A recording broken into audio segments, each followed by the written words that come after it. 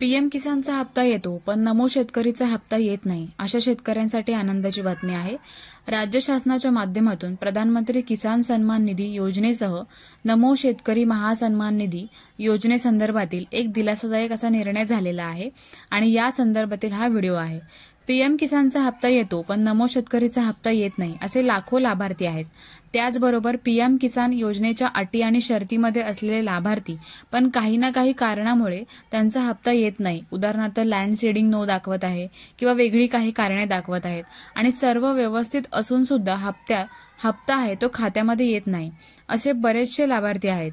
तर यांनी काय करायचं, हे लाभार्थी कृषी विभागाकडे गेले तर तलाठीकडे जा असं सांगितलं जातं आणि तलाठ्याकडे गेले तर कृषी विभागाकडे जायला सांगितलं जातं किंवा दुसरीकडे जायला सांगितलं जातं, तहसीलला जायला सांगितलं जातं। तर याच्यावर एक चांगला मार्ग असा राज्य शासनाकडून काढण्यात आला आहे आणि तसा जीआर सुद्धा आलेला आहे। 13 डिसेंबरचा हा जीआर आहे। तर प्रति हप्ता 2000 असे 6000 रुपये आणि नमो शेतकरीचे 6000 रुपये असे वर्षाला 12000 रुपये मिळतात शेतकऱ्यांना। पण नमो शेतकरीचा हप्ता तो बऱ्याचशा शेतकऱ्यांना मिळालेला नाहीये, त्याच्यामध्ये काही ना काही अडचणी आहेत।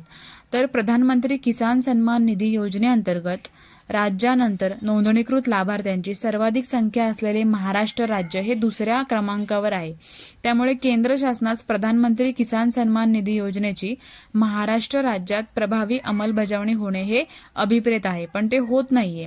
प्रधानमंत्री किसान सन्मान निधी योजनेच्या अंमलबजावणीबाबत केंद्र शासनाकडून वेळोवेळी आढावा घेतला जातो, पण मनुष्यबळ अभावी म्हणजेच कमी मनुष्यबळ असल्यामुळे त्यांच्याकडून ह्या बऱ्याचशा ज्या त्रुटी आहेत त्या आहेत आणि त्याच्यामुळे भरपूर असे लाभार्थी आहेत ते वंचित राहतात। कोणाची ई-केवायसी नाही होत, तर कोणाचं बँक खाती आधार संलग्न नसतं, तर भूमी अभिलेखन नोंदी नसते किंवा लाभार्थ्यांची भौतिक तपासणी करणे, चुकीने अपात्र केलेल्या लाभार्थ्यांना पात्र करणे, मयत लाभार्थ्यांची पोर्टलवर नोंद घेणे, मयत लाभार्थ्याच्या वारसाची नव्याने नोंदणी करणे किंवा स्वयं नोंदणीकृत लाभार्थ्यांना तपासणीअंती मान्यता प्राप्त करणे किंवा नाकारणे, याबाबतची जी कामं असतात ती शासनाकडून वेळोवेळी होत नाहीत आणि ती व्यवस्थित न झाल्यामुळे हे जे लाभार्थी आहेत ते लाभापासून अपात्र होऊन जातात। त्याच्यासाठी आता शासनाने निर्णय घेतलेला आहे।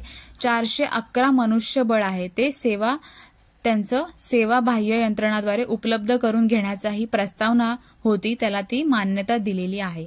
तर असा हा शासन निर्णय आहे। प्रधानमंत्री किसान सन्मान निधी योजना व नमो शेतकरी महासन्मान निधी योजना या योजनांच्या प्रभावी अंमलबजावणीसाठी राज्य, जिल्हा व तालुका स्तरावर आवश्यक असलेल्या खालीलप्रमाणे 411 मनुष्यबळाचा सेवा जी आहे ती बाह्य यंत्रणाद्वारे घेण्यासाठी हा निर्णय घेतलेला आहे। तर जे सहाय्यक अधिकारी असतात, संगणक चालक असतात, त्यांच्यामुळे हे अपुरं पडतं। तंत्र सहाय्यक 1 आहे, सॉफ्टवेअर इंजिनियर दिलेला आहे, त्याच्यानंतर संगणक चालकांची 8, शिपाई 1, संगणक चालक 34 आणि तालुक्यासारख्या ठिकाणी कृषी अधिकारी कार्यालया ठिकाणी संगणक चालक हे 355 इतके दिलेले आहेत। तर आता ज्या ह्या गोष्टी आहेत, ज्या पीएम किसानच्या लँड सीडिंग नव्हती, कोणाचं काही नव्हतं, ज्या पण काही गोष्टी आहेत त्या सगळ्या व्यवस्थितपणे क्लिअर होऊन प्रत्येकाला पूर्णपणे हप्ता देण्यासाठी हे सज्ज होईल। तर असा हा महत्त्वपूर्ण व्हिडिओ होता, ज्यांच्यासाठी महत्त्वाचा आहे त्यांच्यासोबत शेअर करू शकता।